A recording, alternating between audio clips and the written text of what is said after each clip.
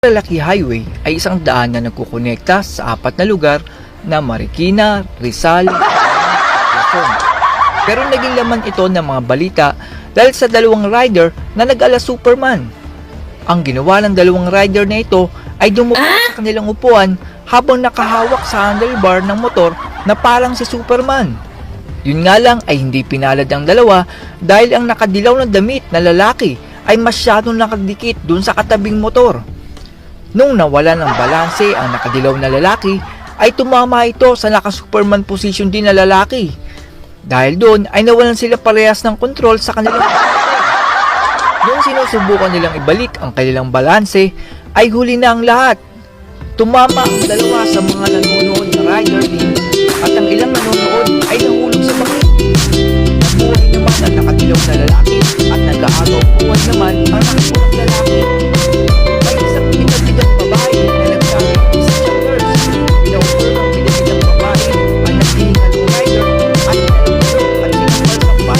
Marami ang nagsasabi na dapat daw ay hindi ito ginawa ng pinagbigang nurse daw ito dahil mas lalo malulumala ang sitwasyon ng accident ng rider dahil sa pagkalimot ng pinagbigang nurse at pagsampal-sampal na marami ang nagsasabi na mas mabuti pang hindi na lang ginawa ng pinagbigang nurse na babae ang pinagbigang ng rider dahil sa pagkalimot ng sampal na inabot ng rider ay posibleng ito ang dahilan kaya pumalaw na ng rider. Dapat daw ay hintay na lang ng babae ang ambulansya at hindi na lang siya gumawa ng akmal para doon sa accident factor. Posibleng na buhay pa daw ang rider kung hindi lang daw sila nurse daw ng babae nito. Pero bakit ba ang mga ilan tayo sa babae na ginagawa ang mga delikadong stunts na nagkakaroon dyan sa kanya? Hindi naman po lahat pero ang salimutan upang nila sa mga video ng mga vlogger. Tuwing Sabado at Linggo po ay napupuno ng mga rider at pamahay sa Marilaki. Nakita naman po ay generate lang at upang makapag-advise dahil sa trabaho sa workplace. Pero karaniwan po naman dyan ay mga vloggers na nagsisilay na nakaka-accident ng mga riders at nabagawa ng stunts. Minsan po napakagandang content ng mga vloggers kung may makukulan silang rider na nag-vlog at nag-overshoot. I-upload nila ito sa kanilang mga social media at magkakakuha ng kanilang mga followers. Dahil doon ay isang magiging kita sa mga content creator para sa kanila sa tuwing may riders na sumisemplang. Meron pang isang video kung saan ay may na-aksidenteng rider at may isang vlogger na sumisigaw na, "Oh, content to, content!" Nakabang sila sa mga corner ng Marilaki na iyan upang hintayin ang mga riders na mawawalan ng kontrol sa kanilang mga motor. Tutulong sila na akala mo ay nag-aalala sa rider. Pero ang totoo ay gusto nilang makuhaan ng video ang rider na naaksidente. Isipin nyo na lang kung isa kang rider at makita ka sa mga video ng mga sikat na vlogger. Makikita ito ng mga kaibigan at mga kakilala mo kung gaano kaganda ang banking ng ginagawa mo sa mga corner ng Marilaki. Kaya ang gagawin ng ilan nating mga kababayan ay isasagad ng kanilang limitasyon para lang makunan ng magandang stunts ng mga vlogger. Ang isa pa pong dahilan dyan kaya maraming gumagawa ng stunts dyan sa Marilaki ay upang makapagpasikat sa mga nanonood. Dahil sa dami ng nakatambay sa gilid ng mga paliko sa Marilaki ay hindi mapigilan ng ating mga ilang riders na bilisan at magbanking sa mga paliko upang mapabilib ang mga nanonood. Lalo na at maraming mga magagandang babae na tumatambay dyan sa gilid upang manood sa mga nagbabanking at mga nagsusuperman.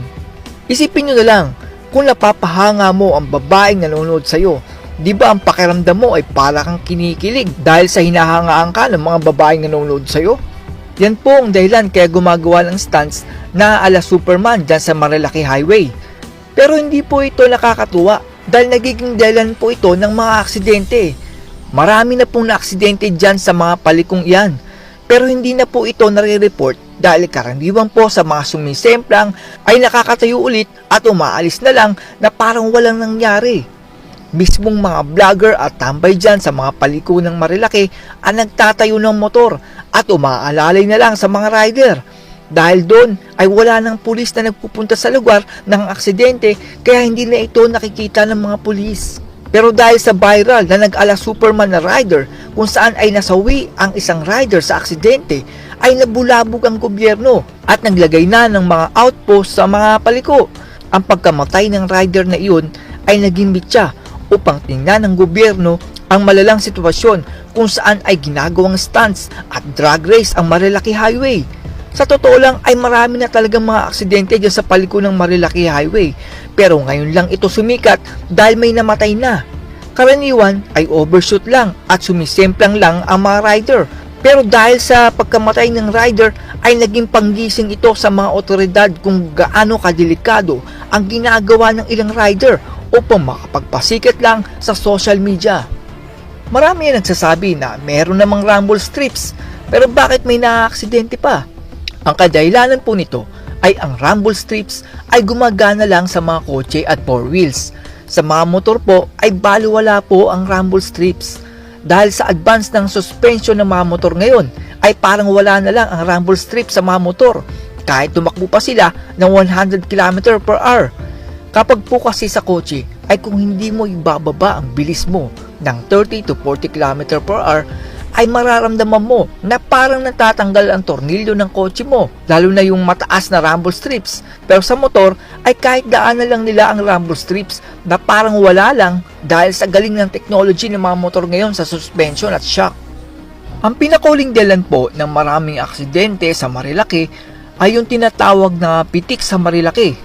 Sila po yung mga nakapwesto sa matatalim na corners at may hawak na DSLR na camera at kukunan ang mga riders na pang-instagrammable na picture. Dahil doon ay may mga ilan tayong mga kababayan na riders na bumabangking na sagad sa limit nila upang magkaroon ng picture na siyang i-upload ng mga pumitik. Kapag sobrang ganda nito, ay gagamitin or kukunin ng mga riders ang banking stance na picture upang maipagyabang ito sa kanilang mga kaibigan. Hindi naman pwedeng hulihin ng mga pulis ang mga pumipitik sa Marilaki dahil wala namang batas na nagbabawal na tumambay sa gilid-gilid ng Marilaki at ang tanging pinakadahilan naman talaga ng aksidente ay ang mga riders na walang disiplina sa pagmamaneho para lang sa larangan ng pagpapasikat. Ang motor ay ginagamit natin sa mahalagang bagay. Pagpasok sa trabaho, gamit sa business at papunta sa magagandang lugar.